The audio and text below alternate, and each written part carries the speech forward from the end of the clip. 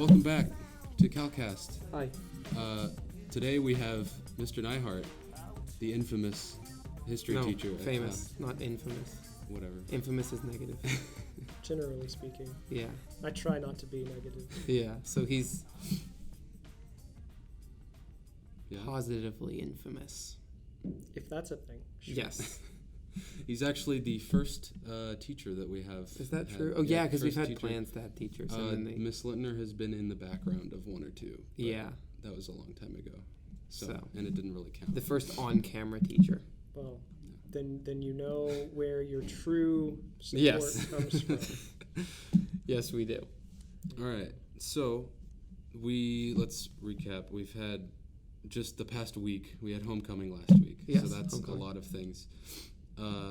And just to get right into it, we were wondering if you had a homecoming story of your high school or any kind of like dance or something. That would require me to have actually gone to any of my high school dances. I went to prom.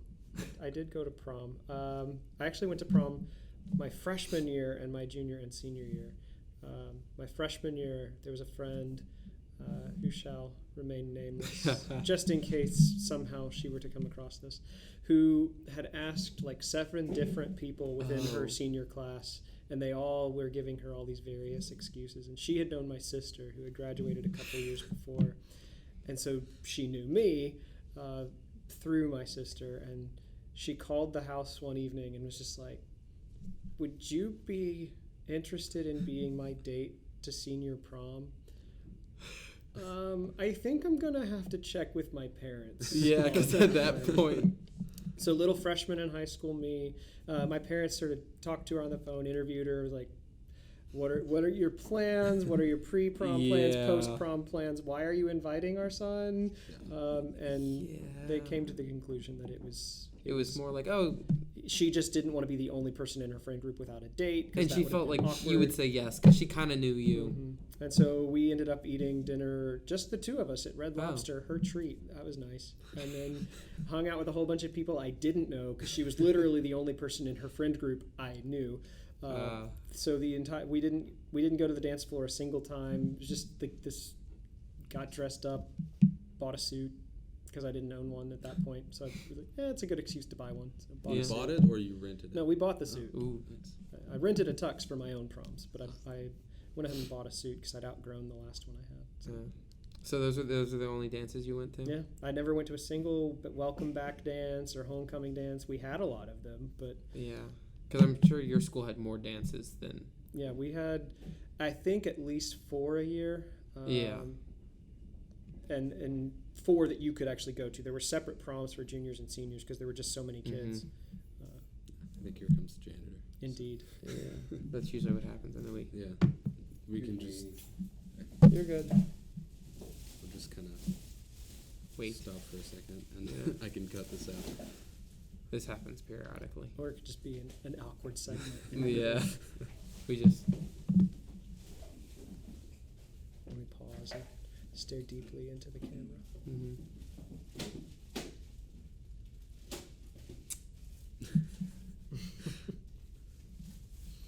Yeah, there's not really much to do right now. Yeah. So, how long have you been doing the CALcast? We started second semester, I think in like February of last year. Because after that, did you get the GoPro for Christmas or something? Yeah, I think I did. Yeah. So and I was like, well, I have this, we can do Well, that. actually, no, we weren't going to video it at first. But Cal's like we were like, oh, Miss Littner, will you? Because she talked about, she had talked to us and she was like, if you guys want to do a club or anything, I will be your sponsor, so that way you can put on your resume like, oh, I was the president of this club or whatever. Yep, which every senior loves to do. Yeah.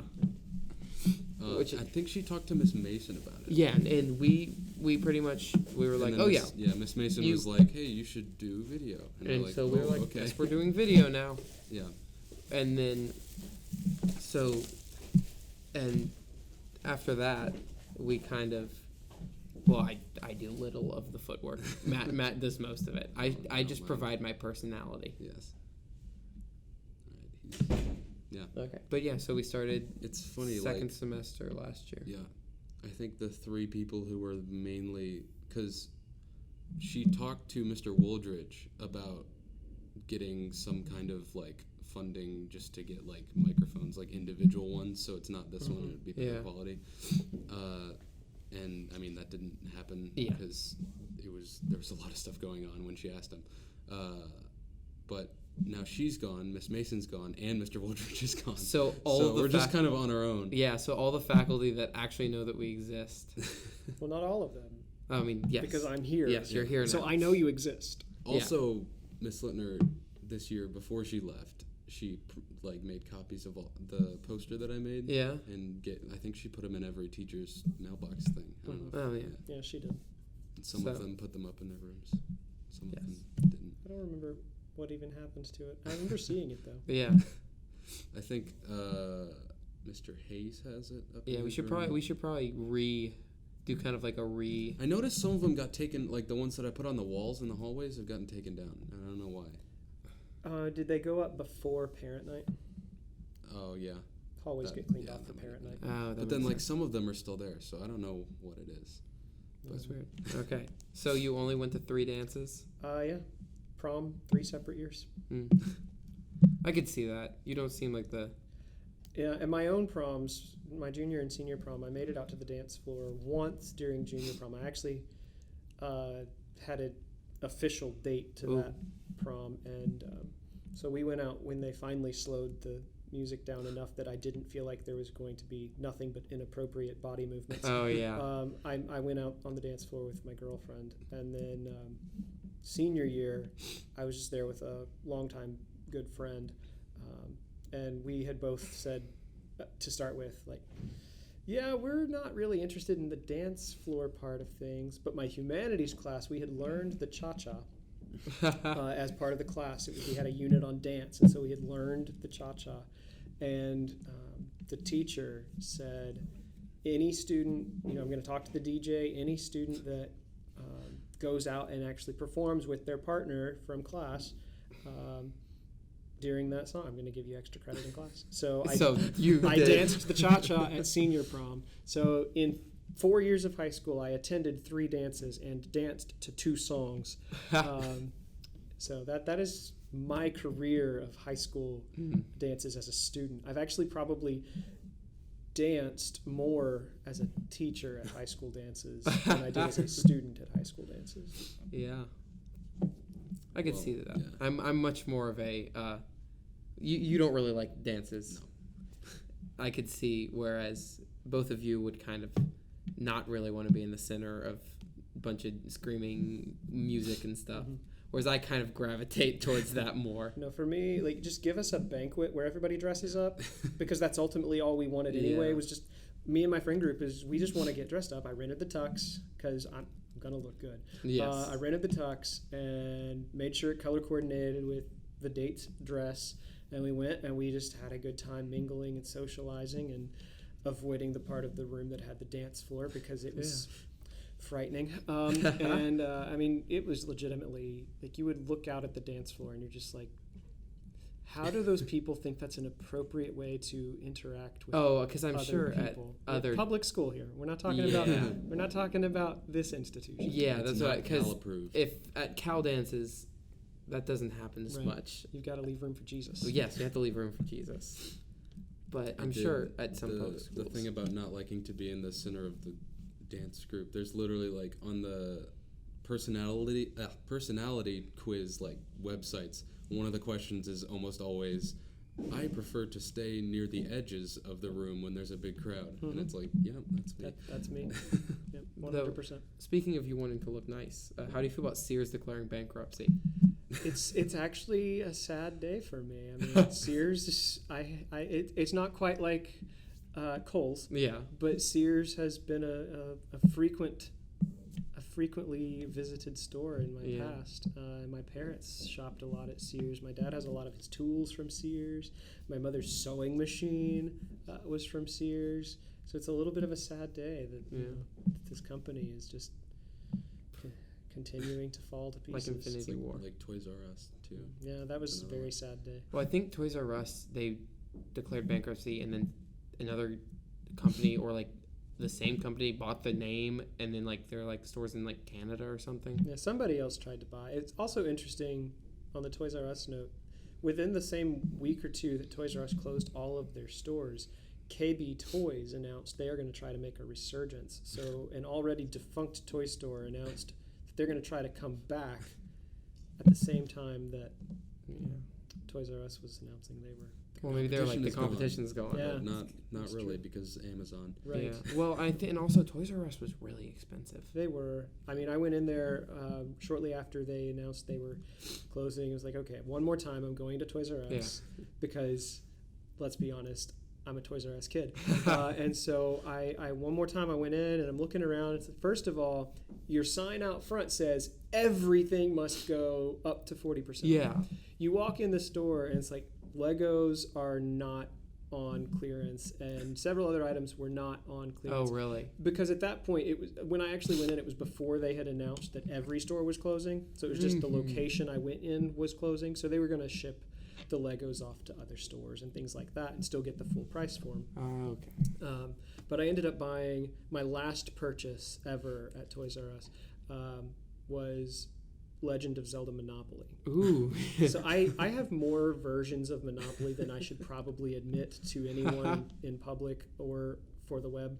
But I have a lot of different versions of Monopoly. So the last Toys R Us purchase I ever made. Was it discounted? It was. I got it for $20, which is pretty good for licensed Monopoly. Aren't those like $40 usually? $40 to $50, depending on the quality of the tokens, and if they did like the metal tokens that are really detailed versus just sort of cheapo. This is gonna bend in half the first time it falls off the table type deal.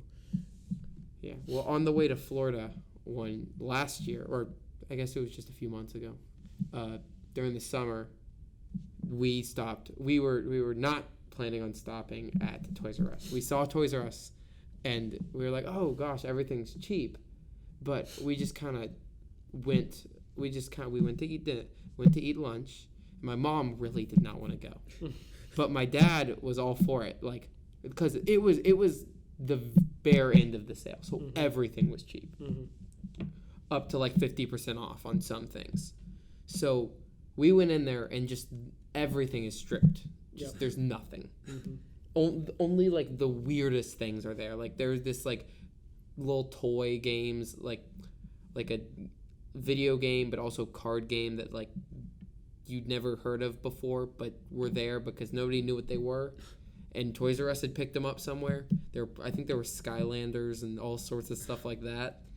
And we managed to come away with like $100 Lego set for like $40. Wow, that's impressive. Yeah, for my little brothers at Christmas time. Nice. So, or I guess for their birthday.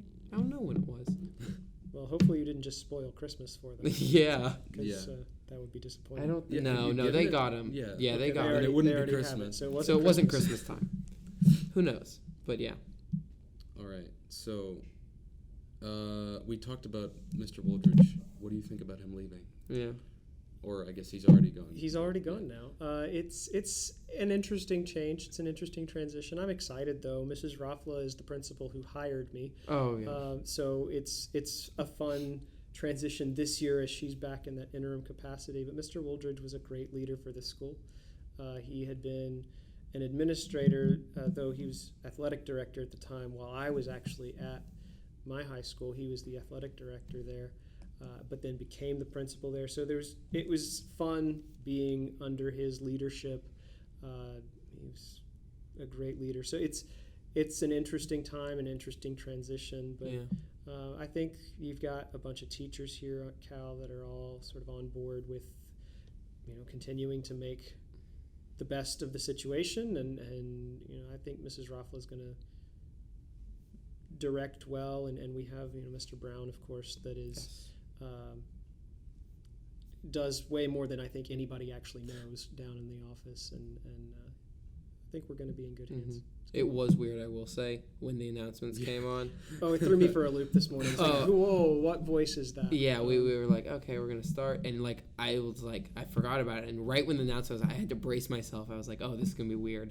Well, and then when Mr. Brown is actually who introduced the anthem, and then there's just this long pause before Mrs. Roffla's voice for the prayer and then announcements. And I was not ready for it. Haven't heard that voice starting the day in a long time. Yeah. Oh, yeah, because it was kind of like a throwback for you. It was. For me, it was a throwback. For all the students, it was something completely new. Yeah. But for any of the teachers who've been around for a few years, it was a little bit of a throwback to a bygone era. And so she's just going to be principal for, like, the rest of this school year, right? Or is that still up for... To my knowledge, and I hope I'm not speaking out of turn and going to get called into the superintendent's office to, why are you expressing things that aren't to be expressed? I don't know. To my knowledge, she's going to finish out the school year because the school did not want to rush the principal search. That makes sense. And so they're going to be able to take their time interviewing the best candidates, trying to recruit or just find the best person for that role. And in the meantime, she's going to finish out the school year. And I think it's going to be different. Yeah. Because anytime you have that change at the top, it's going to be different. And knowing that it's a short-term change probably is going to make it even a little more different. Yeah. She's probably not going to want to make any wholesale changes away from what we've been doing. That makes sense. Because she's not staying in that role. And even if she were, she probably wouldn't make a ton of changes here in the middle of a school year. Oh, yeah, because that'd be a rough transition. Mm-hmm. So how long have you been teaching at Cal? This is my 7th year. Ooh. So not the longest by any stretch of the imagination, but I am moving my way up the list of seniority bit by bit. So 7 years, 6 completed. This is my 7th. Mm. So 3 with Mrs. Roffla, 3 1/4 with Mr. Wooldridge, and now we're working on another 3 quarters with Mrs. Roffla. Did you always plan to teach at like a Christian school, or did you? No, I had grand designs for what I was going to do. I probably, if you had asked me, when I decided for sure I was going to go into teaching, if you had asked me where I was going to end up, I probably would have said at my alma mater. Mm-hmm. And I know that within the JCPS world, it takes you some time to get to those top tier high schools because of the union and the way things are structured. But I would have told you that's where I was going to end up. But I have quickly discovered that my skill set and my passion lends itself to the Christian school setting. Yeah. I enjoy being here a great deal. I tell anybody who asks me, because every year there's inevitably that very popular teacher who announces they're not coming back the following year. And, yes. Students will say, "You're not leaving, are you?" And my answer to that has been the same for 6 years now. God very clearly directed my path here. Mm-hmm. He's going to have to very clearly direct my path elsewhere. So for this foreseeable future, you're kind of sticking around? I'm not going anywhere unless there's a clear sign otherwise. Clear signs could include a call into Mr. Greener's office and being told, you're no longer employed here. That would be a very clear sign to move on. But and that would also be unforeseeable. But I do not see a circumstance under which I would be leaving anytime soon. Yeah. Now, let's see. More questions? Got a list of stuff. Yeah, let's see. How many have we made it through? Oh, yeah. Your favorite class to teach? We're on the subject of that. Or just like over the years, like not specific courses necessarily, just like the people who are in the class. Yeah. That seems like a very controversial. Yeah, that seems like a loaded question. I will tell you. Here's how I will answer. We won't be offended if you don't say ours. Here's how I will answer your question. My very first year, the sophomores I taught, they were the class of 2015. It wasn't 2015 when I was teaching them; they were sophomores. But the class of 2015, they have a very special place in my heart. That makes sense. They're the students that I learned what it really meant to teach with, because you can learn educational practices, pedagogy. You can learn all sorts of stuff like that in a university classroom, but until you're actually in a physical space teaching kids, you're not going to really know what teaching is about and what it's like. So they're the students I learned what it meant for me to be a teacher in the classroom. Yeah. So that class of 2015 is extremely special. And there have been other groups through the years that I feel a very good bond with. To be fair and to be honest, your grade is very high on that list. You all were just very relatable last year. I don't know, but just in general. Now, to answer the way you worded the question, I have a very soft spot in my heart for the Honors World Civ curriculum. You just get to have a different kind of fun teaching that class. You don't have the pressures of AP, feeling like you have to get these kids ready for an AP exam and all of the specific way to write this and how do I do that, and you get bogged down in AP. It's fun to teach, and the students in there think about life differently, which is fun. But the honors class, you get to sort of pause and hang out on topics just because everybody seems interested in it, and so it just makes it more fun. It's more for everybody. You kind of go with what seems like. As the teacher, I can make more decisions about, they really got into it when we talked about how art and music changed in the Renaissance. So when we're going to get over here to World War I, I'm going to spend a couple of days and we're just going to look at how modern art and modern music reflect the depression and the horrors of war. Or maybe another year, they really didn't get into that topic. So instead of focusing there, I'm going to bring up how sports and leisure have really affected things. So you just get to make more decisions like that. Whereas with AP, you must talk about this, and you must talk about the Sea, Silk, and Sand Road trade networks. It is understandable that you have to you must address the students' skill sets in analyzing documents, and it's understandable that students will make fun of you when you do. But it's a different. I like teaching it. I wouldn't have continued to agree to teach it all these years if I didn't.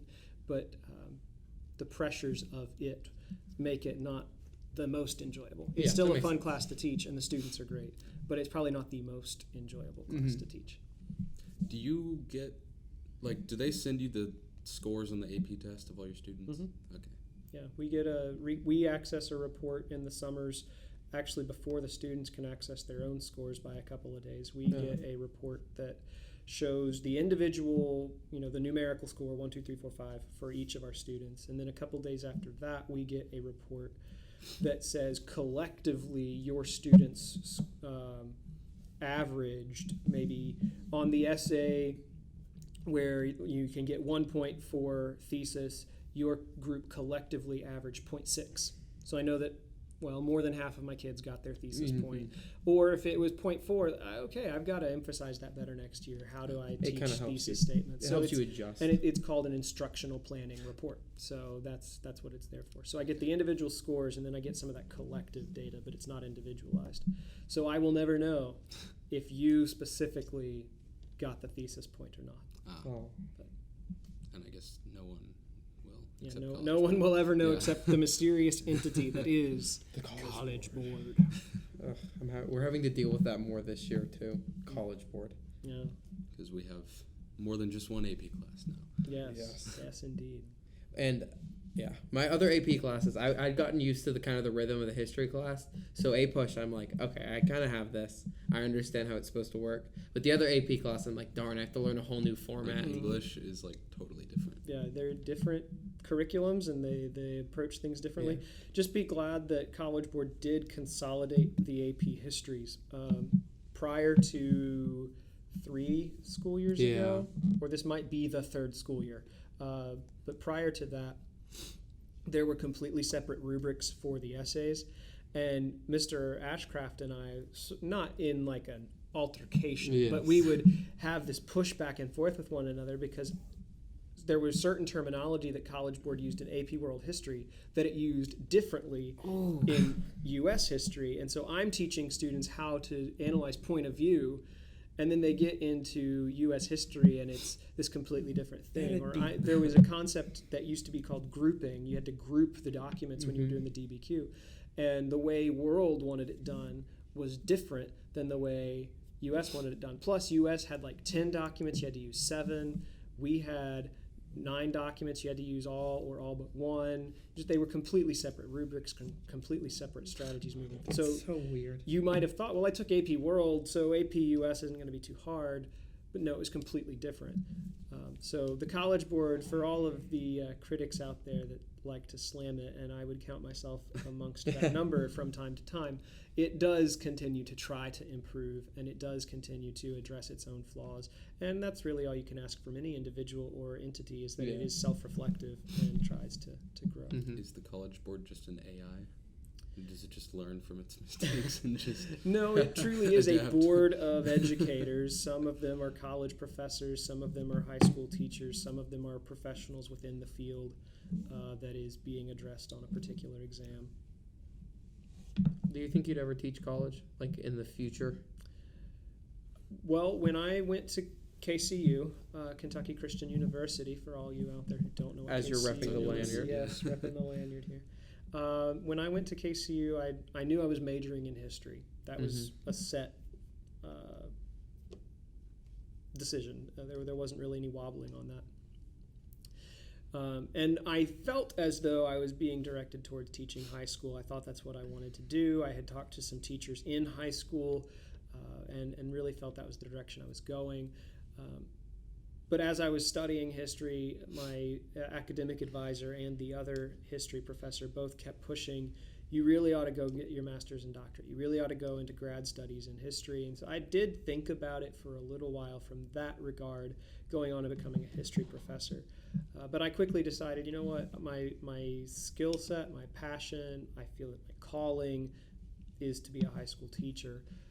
One thing that I have become more and more passionate about over my years teaching now is actually talking about pedagogy, talking about how to teach, talking about why we make the decisions in the classroom we make. I've had conversations with Mr. Brown, Mrs. Ruffla, Mr. Wooldridge, all these different people about why we do the different things we do. I was a resource teacher last year for a program called CALcast, which is currently unfunded, but I was a resource teacher for that program last year, and I really enjoy mentoring and teaching young teachers and new teachers and being a part of that process. So one thing I have thought about is potentially pursuing even just an adjunct role, which would still leave me here teaching high school, but to teach some education courses. Basically teach teachers how to teach. It's really interesting. I didn't know that. Let's see. Have we made it? I think we made it through most of the questions. It's kind of a random turn from topic, but have you seen any movies lately? You know, I don't see a ton of movies, especially not during the school year. Read any good books?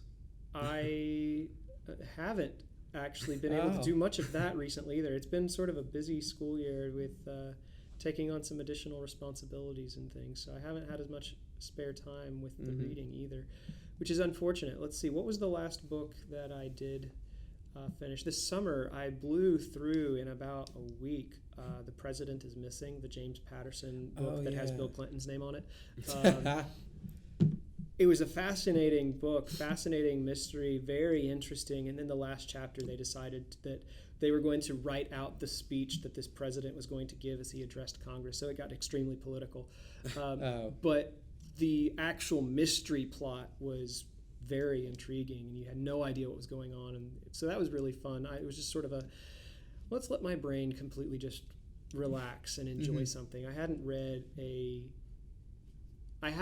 a mystery novel since I was a kid, I don't think. Oh, really? It was really interesting. It might have actually piqued my interest in, okay, maybe I just need to start visiting the library and checking some of these. I love mystery novels. They're my favorite. My typical novel is a sci-fi novel, especially within the Star Wars genre.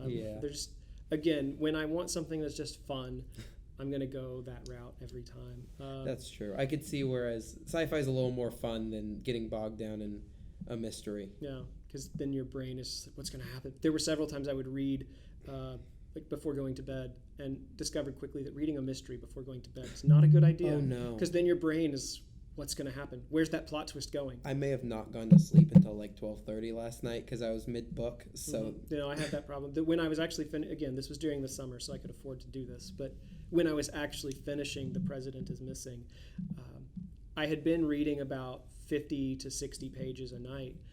But on this last night, I knew I was only 100 pages or so from the end of the book, and I got to where I had been stopping.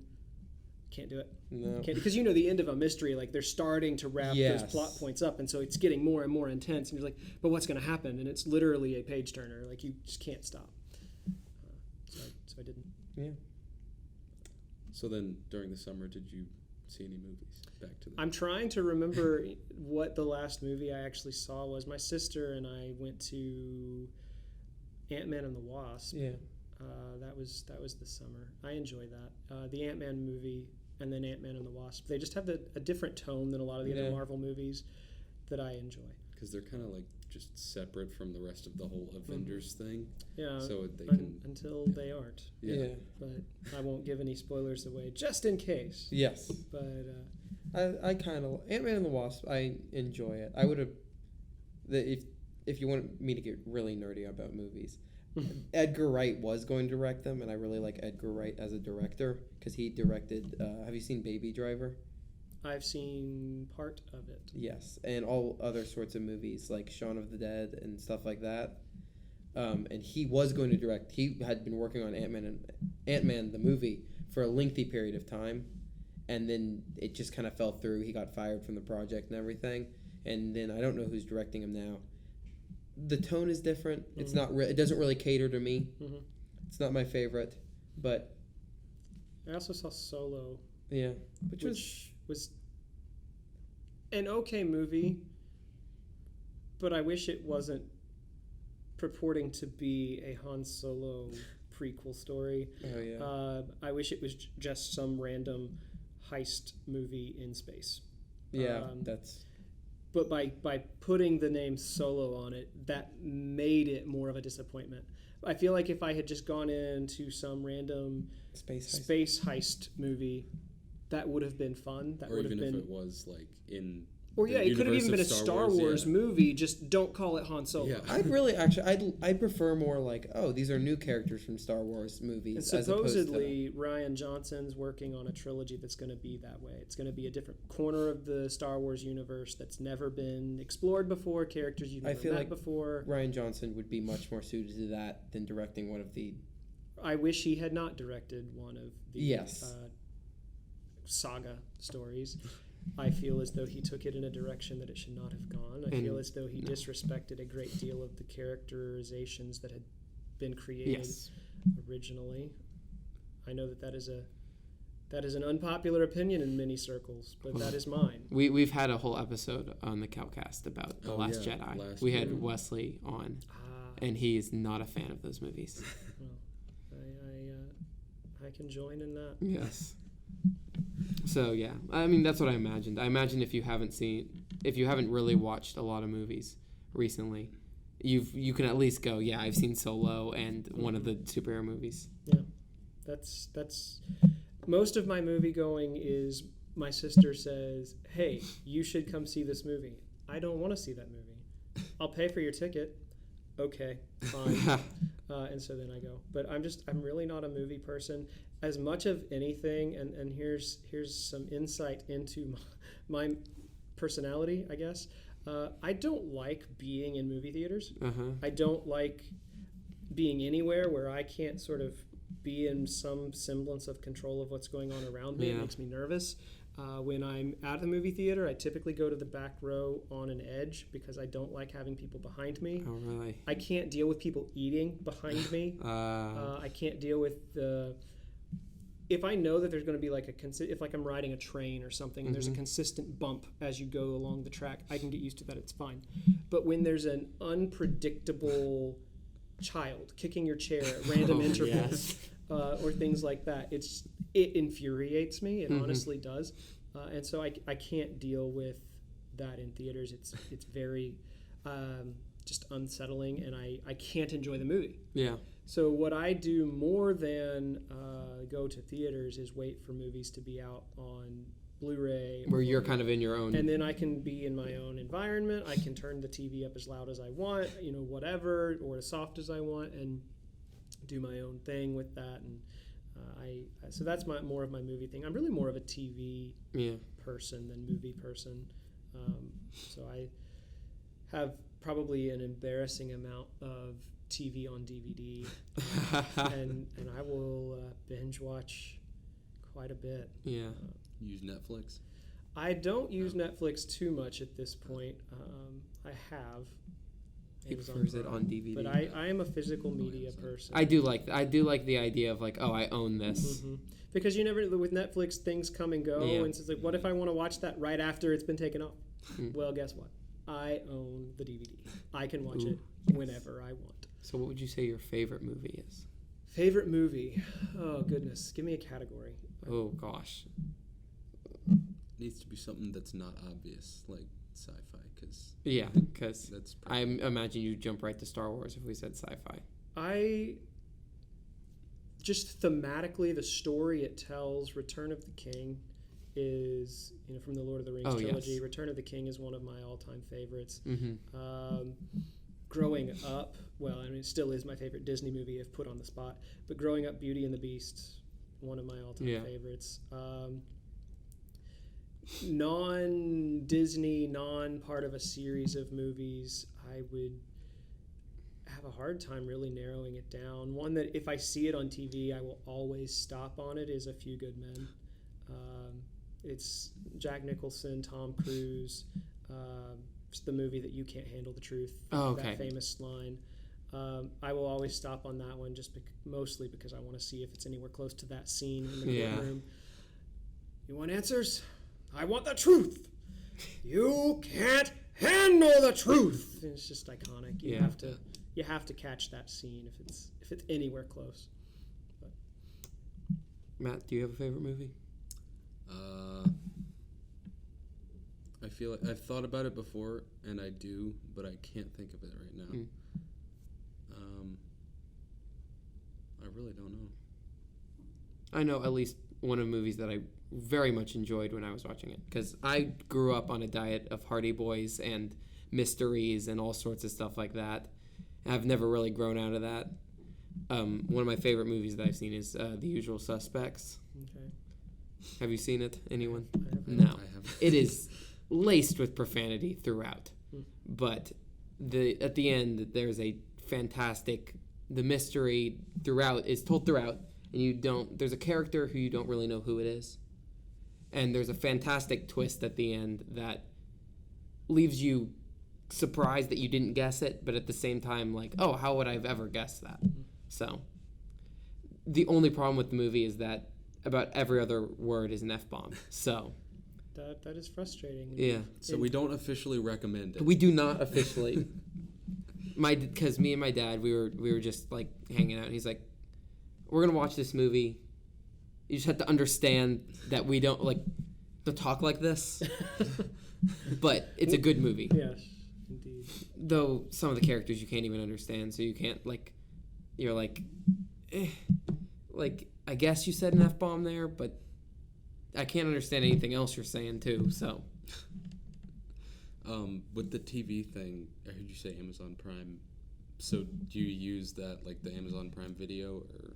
I don't keep the Amazon Prime subscription all the time. I don't keep it constantly, but when I have it, then I'll go in and use Prime Video. Because there's a series, like an original series called The Man in the High Castle. Have you seen that? Caught a few episodes of it. I've not seen the whole series, however many seasons they've released of that. But season 3 came out recently. I've read the book, and it is nothing like the TV show. I heard that. Somebody else told me. That actually might have been you last year. It might have been. Philip K. Dick is a weird dude. He also wrote, I think he wrote Android's Dream of Electric Sheep, books like that. Okay, I've heard of that one. Yeah, I'm not sure. But it's very, it's very much a, hey, the Nazis won. Japan owns this part. Germans own this part, but it's not like there's no action. There's very little, just as the story's about to start, it kind of the book ends, and you're like, oh, okay, and then because you read about these people, like they're going to meet this man, the man with the video with insight into a different dimension, you would say, and the different people come together through the oppression, of course, of the German regime, because the Germans are pretty much racist to everybody, even their friends, the Japanese. That's about right. Yeah. So they come together and they meet this guy, and they have probably say the Nazis are, because in this. Well, Nazis, that's a fair point. Yes. Well, in the series, they're the Nazis. In the book, at this point, right, the whole Germans are pretty much they're synonymous. Yeah. So, because at that point, it's been a few years. Yes. To our German listeners, which I don't think we have any. Not stereotyping you. Only alternate dimension you. Indeed. Yeah. Thank you for the clarification. In this, so these people come together, characters who have been either hiding like Jewish descent or hiding something, or just very basic people who've kind of been drawn to this guy.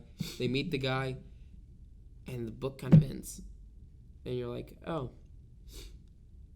Yeah, I think the series on Amazon has gotten past the ending of the book at this point. So I just imagine kind of doing so. It.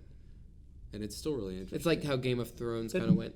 That's the interesting thing about television series based on a book, especially if it's based on a book and not a series of books. If you're based on a series of books, you probably have a long time you can go where you can just cull certain storylines from a book and make an episode out of it. And but when you're basing an entire series off of one book, at some point, if you're going to have a long-lasting series and not just a limited series, you have to start making up your own story. And then you get into this interesting thing of, is that really what the author's intention was? Yeah. Do you care what the author's intention was? Well, or do you just want to tell a compelling story set within that background? Yeah, and I think that's interesting, and that there's the author's intention, but the second that you start making your own story, it becomes you're the one writing the story. You're just using the author's, which is when people always say, "Oh, the book is better," which the book is usually better, but usually it's pinpointed to a few key changes in the story to make it flow better and with the narrative of film. Mm-hmm. So I always think generally the book is better because it shows better imagery, and it rarely is a film adaptation given the care and attention it would need to be at least comparable to the book.